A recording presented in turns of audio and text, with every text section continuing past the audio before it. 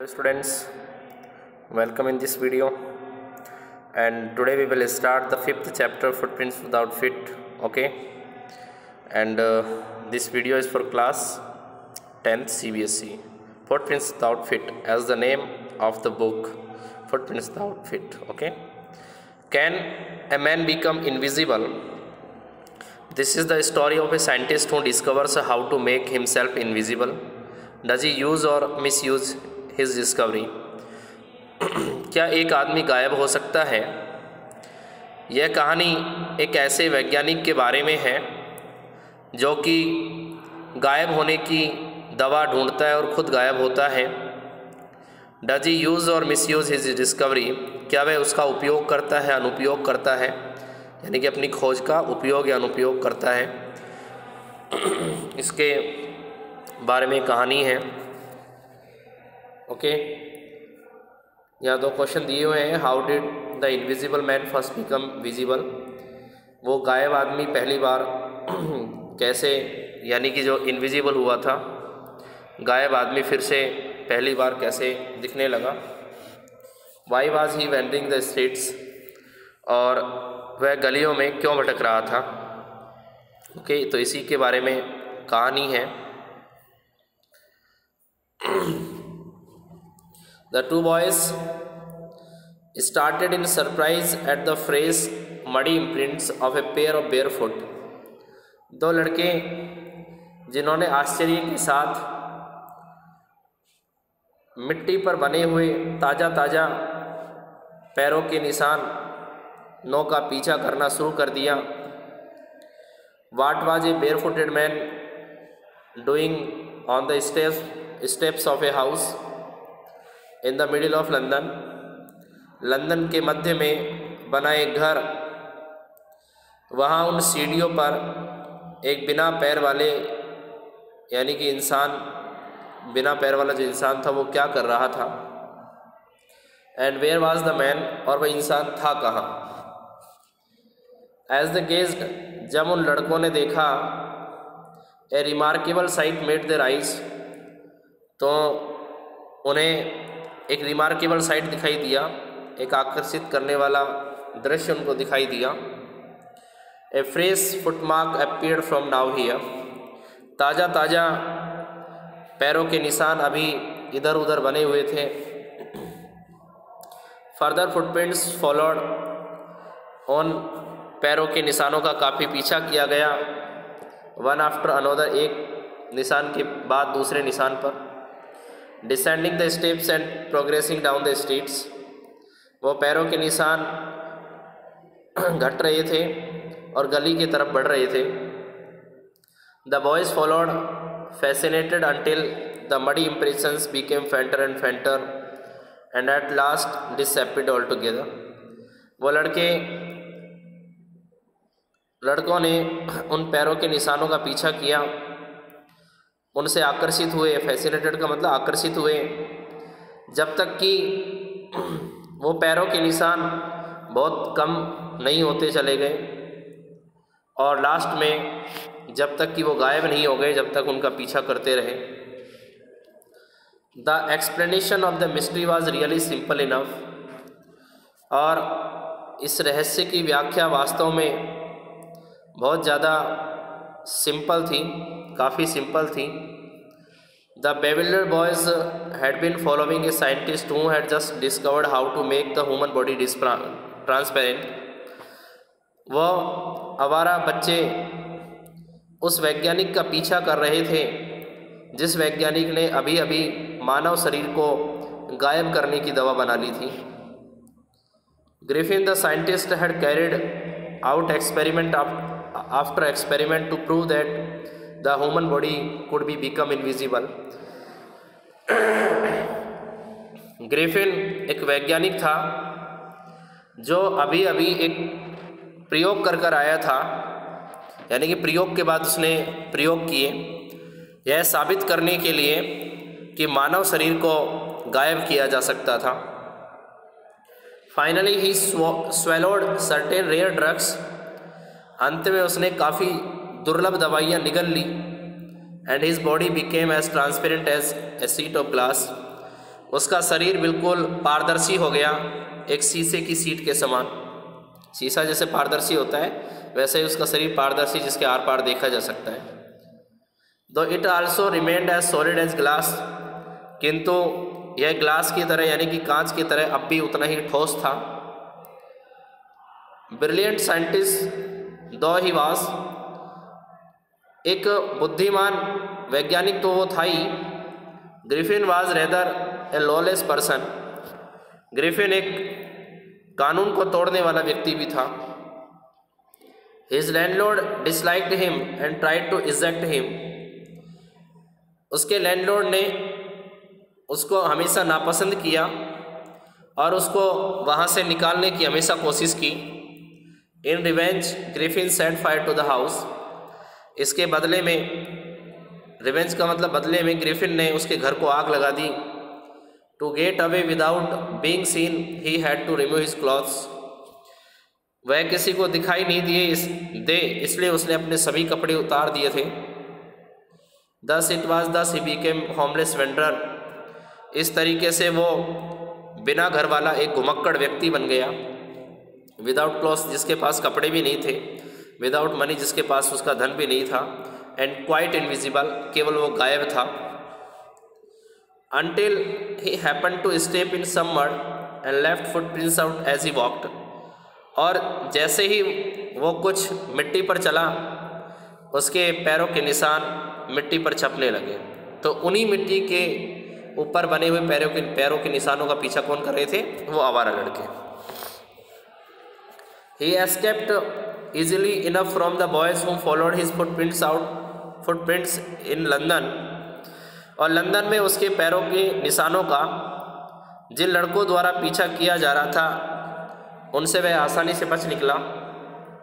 But his adventures were by no means over, किंतु उसके अभी कारनामों का अंत नहीं हुआ था। He had chosen a bad time of the year to wander about London without clothes, किंतु उसने बिना कपड़ों के लंदन में इस समय बहुत बुरा मौसम चूज़ किया था कि उसे इस साल, यानी कि साल का जो सबसे ठंडा मौसम था वो इस समय का था, और बिना कपड़ों के लंदन में इस तरीके से भटकना उसके लिए बहुत बुरा साबित हुआ। इट वॉज मिड विंटर, ये मध्य सर्दी के मौसम का समय था। The air was bitterly cold and he could not do without clothes, बहुत ज़्यादा ठंडी हवा चल रही थी और वह बिना कपड़ों के कुछ नहीं कर सकता था। Instead of walking about the streets he decided to slip into a big London storm of for warmth, इसके चलने के बजाय, यानी कि गलियों में चलने की बजाय उसने फैसला किया कि वह लंदन के किसी बड़ी दुकान में जाकर अपने आप को गर्म रखने का प्रबंध करेगा। क्लोजिंग टाइम अराइव्ड, दुकान को बंद करने का समय आया।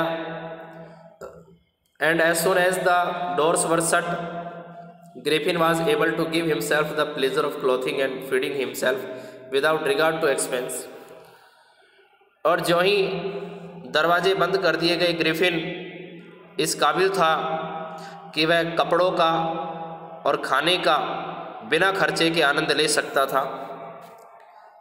He broke open boxes and rappers and fitted himself out with the warm clothes, उसने उन खुले हुए बक्सों को तोड़ दिया, उसने रैपर्स निकाले और अपने आप को फिट रखने के लिए, गर्म रखने के लिए उसने कपड़े निकाले। सोन with shoes and overcoat and a wide brimmed hat, उसके बाद जूते, एक ओवरकोट उसने लिया और एक चौड़ी झालरदार टोपी उसने पहन ली। He became a fully dressed and visible person, वह अब पूरे कपड़े पहने हुए था और अब दिखाई देने लगा था। यही हमारा आंसर था कि वो कब विजिबल हुआ। तो पहली बार जब लंदन के बड़े स्टोर में जाकर उसने कपड़े, जूते, झालरदार टोपी, इस तरीके के कपड़े पहने तो वो दिखने लगा था। In the kitchen of the restaurant he found cold meat and coffee, जब वह उस रेस्टोरेंट के किचन में गया तो उसे वहाँ ठंडा मीट और कॉफ़ी मिली। And he followed up the meal with sweets and wine taken from the grocery store, और उसने मिठाइयों के साथ और शराब के साथ जो उसे पंसारी की दुकान से प्राप्त हुए थे, ग्रोसरी स्टोर से प्राप्त हुए थे, उसके साथ अपने खाने का आनंद लिया। यानी कि बड़ा मॉल होता है तो उसमें सारी व्यवस्थाएं होती हैं। Finally he settled down to sleep on a pile of pills. उसके बाद वो रजाइयों के ढेर में अपने आप को गर्म रखने के लिए सेट हो गया, यानी कि सोने के लिए सेट हो गया। If only Griffin had manage to wake up in good time all might have been well. काश ग्रिफिन सही समय पर जग गया होता तो उसके साथ सब कुछ अच्छा होता। As it was he did not wake up until the assistants were already arriving next morning.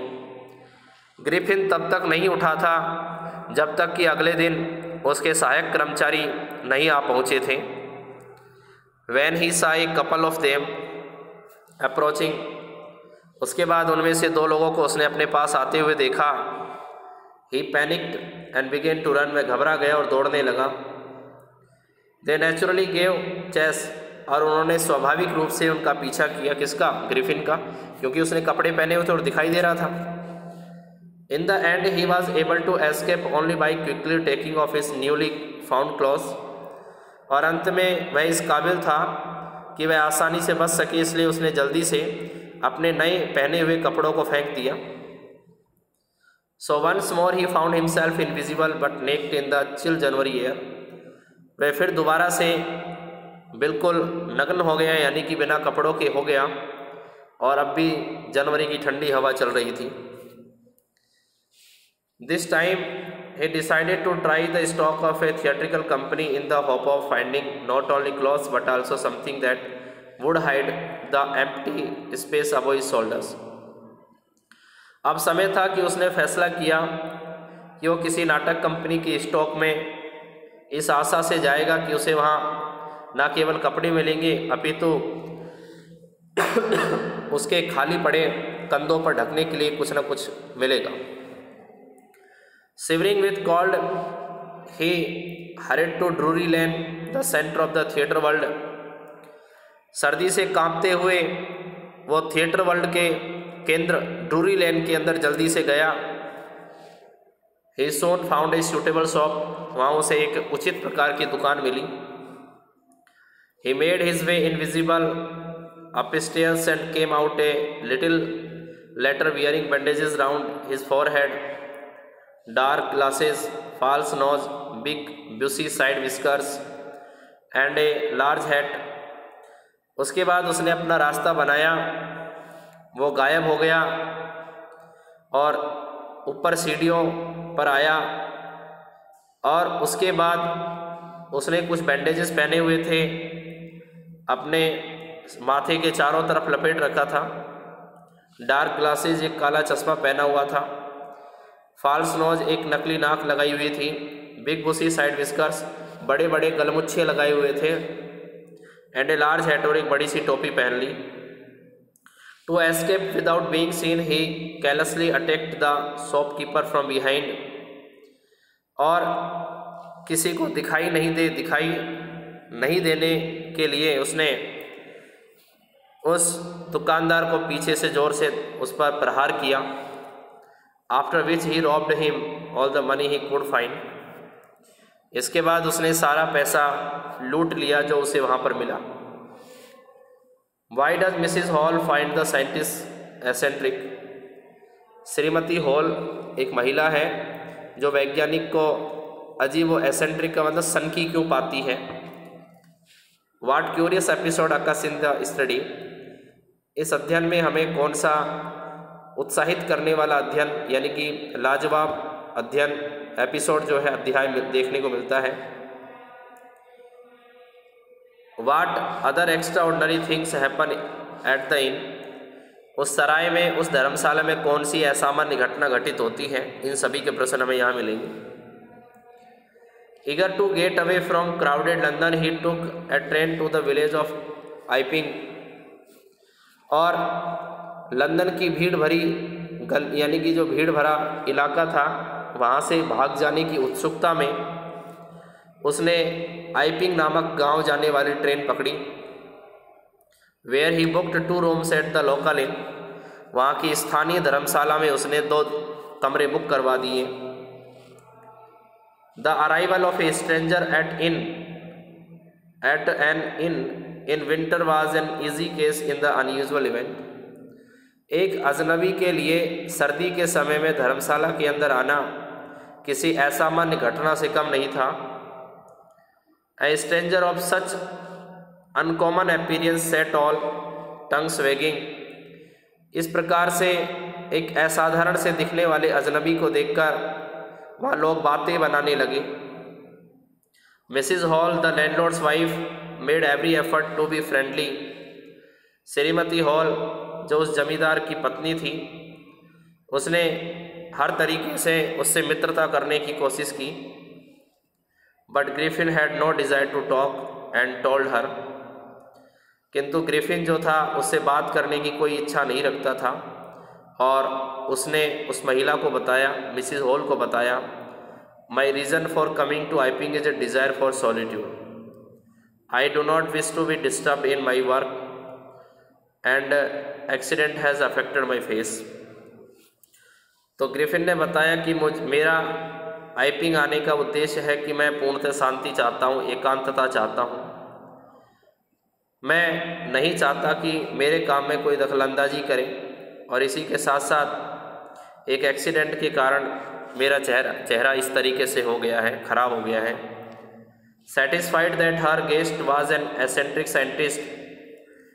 अपने मेहमान से संतुष्ट होकर कि वो एक सनकी वैज्ञानिक था। And in view of the fact that he had paid her in advance.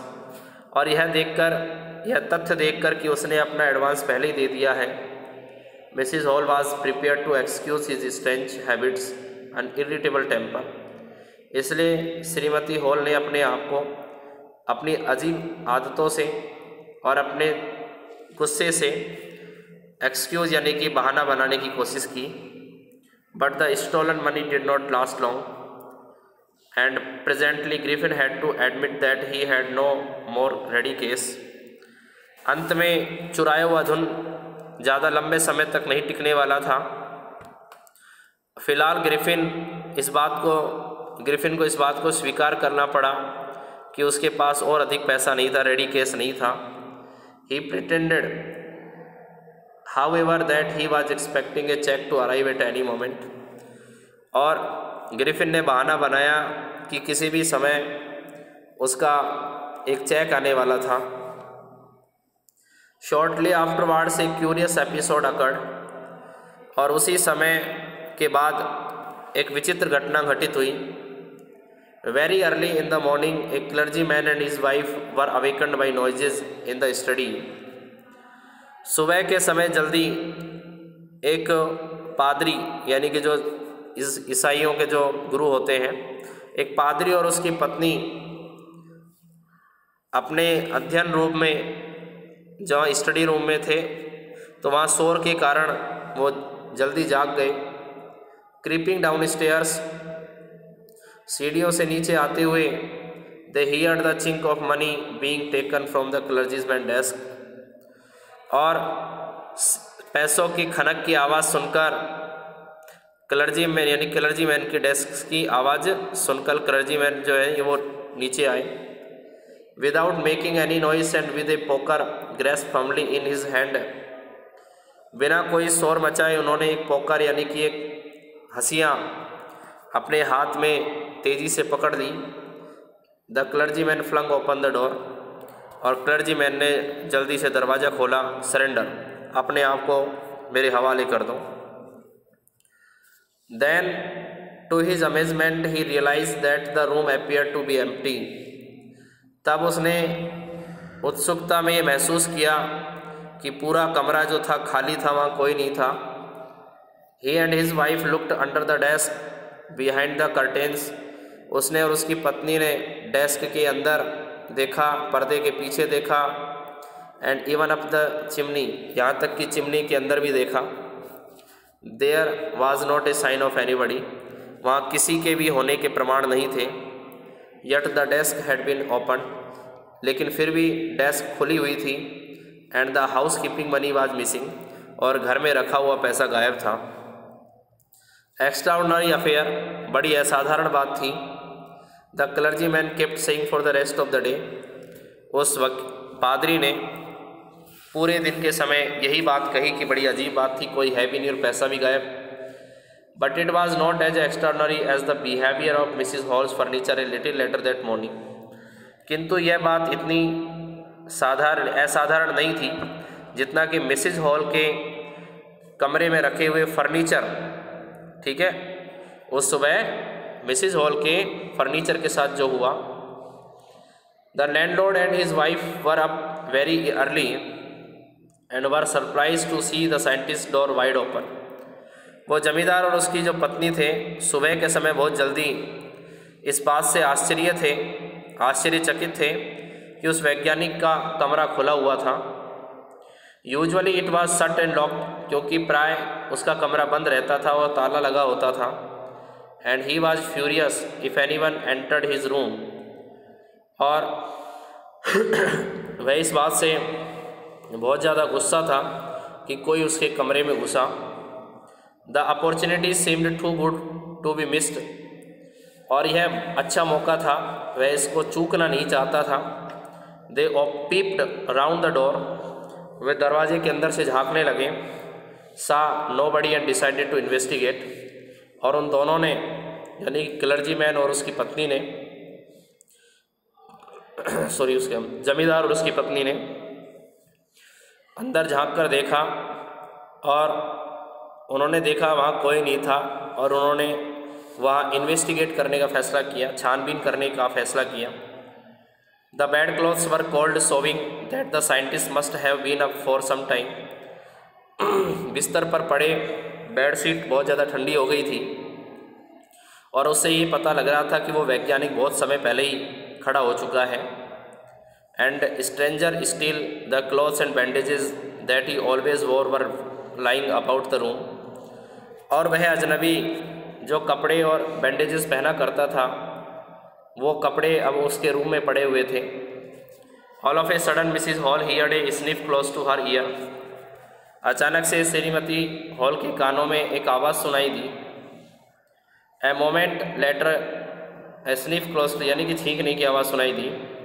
A moment later the hat on the bedpost lift up and dashed itself into her face, और एक क्षण के बाद जो टोपी जो खाट की बेड पोस्ट यानी कि जो खाट का पाया होता है उस पर लटकी हुई थी, और एकदम से वो उछली और उसके मुंह पर आकर पड़ी। किसके? उस जमींदार की पत्नी के ऊपर। Then the bedroom chair became alive. उसके बाद कमरे में रखी कुर्सी जैसे जीवित हो गई। Springing into the air it charge straight at her, और हवा में उछलने लगी और एकदम से उसके सामने आकर पड़ी। लेग्स फॉरमोस्ट, उसके लगभग पैरों के पास। As she and her husband turned away in terror, वह और उसका पति जो था अचानक से डर गए। The extraordinary chair pushed them both out of the room, उस असाधारण कुर्सी ने उन दोनों को कमरे से बाहर फेंक दिया, बाहर निकाल दिया। And then appear to slam the lock the door after them, और पीछे से अचानक से धक्का मारकर दरवाज़ा बंद कर दिया गया। Mrs hall almost fell down the stairs in hysterics, और श्रीमती हॉल लगभग उन सीढ़ियों में घबराकर गिर पड़ी थी।